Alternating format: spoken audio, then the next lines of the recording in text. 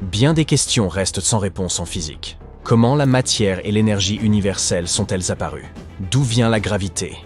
La liste est longue. Nous travaillons depuis des années à obtenir des réponses. Une personne mérite d'être mentionnée dans ce contexte. Paramahamsa Tewari, l'auteur de la théorie dite des vortex spatiaux. Qu'est-ce que cette théorie et que nous dit-elle des lois cachées de l'univers? Nous allons voir ça. Paramahamsa Tewari est l'ancien directeur exécutif de la Nuclear Power Corporation, en Inde. Il a repris la théorie des tourbillons proposée pour la première fois par René Descartes pour tenter d'expliquer la pesanteur, et l'a finalisée. Tewari a toujours été inspiré par la physique et ses maîtres, et ce depuis l'époque où il étudiait l'ingénierie électrique. Après une étude rigoureuse de certaines lois, il a découvert de nouvelles équations définissant la matière, ainsi que la masse et la charge de l'électron. Il a ensuite élaboré sa théorie des vortex. Cette théorie visait à expliquer certains phénomènes mystérieux, notamment la création de l'électron et des champs d'énergie gravitationnelle, électrostatiques et électromagnétiques, ainsi que d'autres choses. Elle décrit également les 6 lois cachées de l'univers qui sous-tendent notre monde. Mais tout d'abord, voyons cette théorie. La théorie des vortex spatiaux suggère que l'univers est constitué de vortex, ou de réseaux d'énergie tourbillonnants. Et, selon Tewari, ces tourbillons seraient les éléments fondamentaux de l'univers. Ils seraient un peu le moteur des lois de la physique et des principes fondamentaux de notre monde. En gros, tout dans l'univers serait connecté et interconnecté grâce à ces tourbillons. Cette théorie n'est pas vraiment basée sur des observations réelles, mais plutôt sur des modèles mathématiques et informatiques. Par exemple, certains modèles informatiques ont montré comment ces tourbillons fonctionnent en hydrodynamique et en physique des plasmas. Ils ont montré que les tourbillons dans ces systèmes peuvent avoir un point d'attraction central et être interconnectés. D'autres modèles ont permis d'étudier comment l'énergie se déplace à l'intérieur des tourbillons, en créant différentes fréquences et vibrations. Mais certains experts ont reproché à Tewari de n'utiliser que des modèles et des simulations. La plus grande critique est que cette théorie ne peut pas être réellement testée. Elle repose sur les mathématiques et non sur des données expérimentales. Pour cette raison, elle n'est pas acceptée de manière officielle par les scientifiques. Mais elle est tout de même intéressante et apporte un point de vue unique sur l'univers et notre compréhension de ses lois. Par exemple, selon Tewari, l'univers posséderait des principes cachés qui seraient à l'origine de la création de la matière fondamentale, de son assemblage et de son mouvement. Quelles sont ces lois et que nous disent-elles? Jetons-y un coup d'œil. Loi 1. L'univers ne possède qu'une seule entité primordiale, l'espace, c'est-à-dire le vide absolu, qui structure la matière. Selon cette loi, l'espace est l'élément fondamental de l'univers et il est responsable de la structuration de la matière.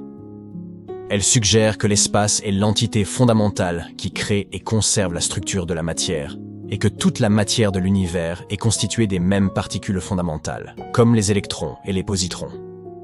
Essayons d'exprimer ça avec des mots simples. Imagine que l'univers est comme un grand jeu de Lego. Il serait, tout comme les Legos eux-mêmes, composé de petites briques ou éléments fondamentaux. On appelle ces éléments des électrons et des positrons.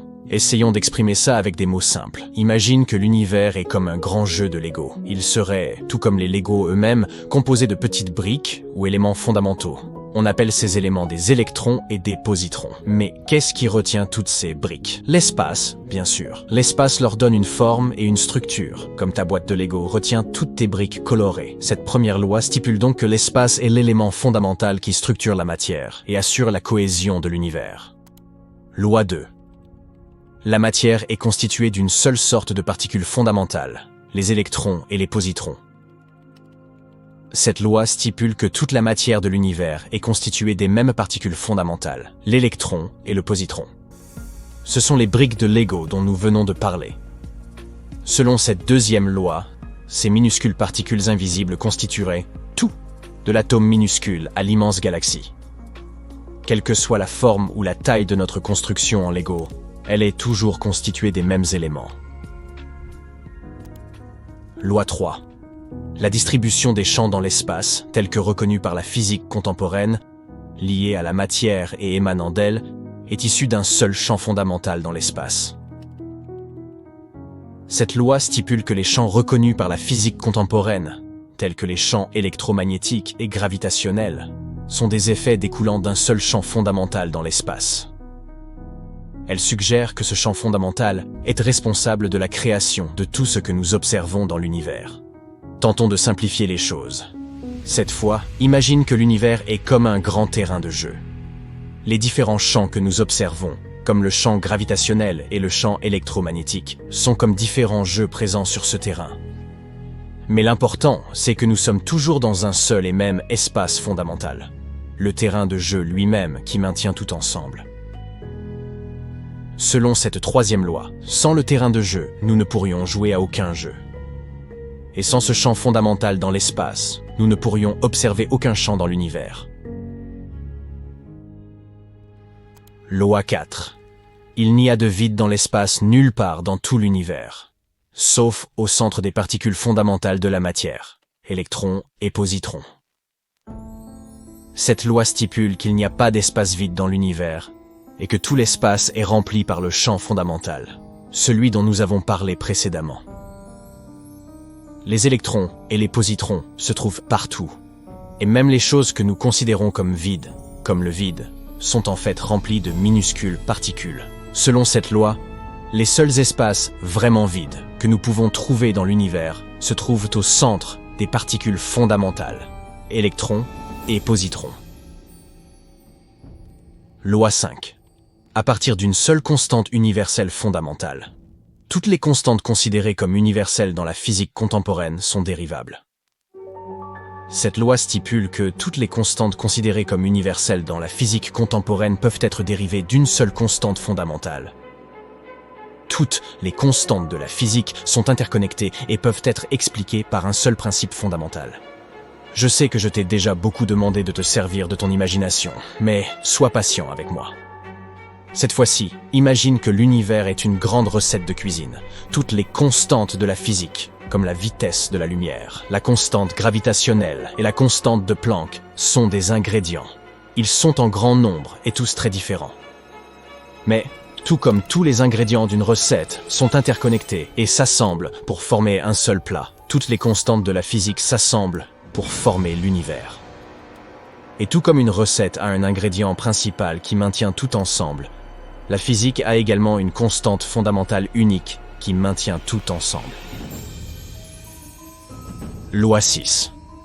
La structure spatiale de la matière fondamentale sous-microcosmique se répète uniformément dans les structures spatiales des corps macrocosmiques comme les planètes, les étoiles et les galaxies.